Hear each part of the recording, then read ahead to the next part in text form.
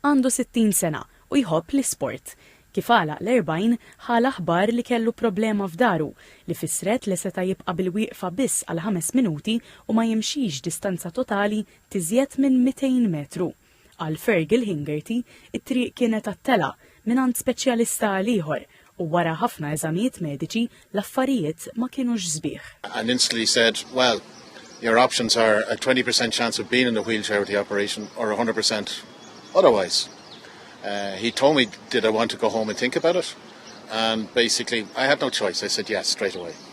Dan kien ifisser li t-triq għal fejqan ma kienx se tkun faċli b'appuntamenti mal-fiżjoterapisti għawm u mixi. Some friends asked me to climb a mountain with them. I okayed it with the surgeon and the physio. And my first mountain was the 31st of July 2011. It was my first ever mountain. And I liked it, and it continued to quite a long extent since.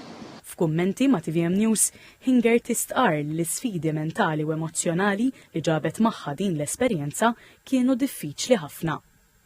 You feel a burden on friends, your relationships, friendships, everything kind of goes out the window at that stage. So once I started to walk again, you know, the endorphins get going, you start to feel good about yourself. And I started to climb more and more mountains, and then eventually targets started to appear, and the first few records fell. Spjega li l-iktar ħaġa li tgħallem u li jixtieq jaqsam mal-oħrajn huwa s-sentiment qawwi ta' gratitudni. One of the things I often say is you have to be grateful for what you have, and toxic people and people like that you need to get rid of straight away. You probably need to get rid of them even if you don't have an injury, to be honest, you know. Fergal Hingerty ma ħalla xejn ixekklu milli jixxabbat mal-muntani u rnexxielu jikser bosta records.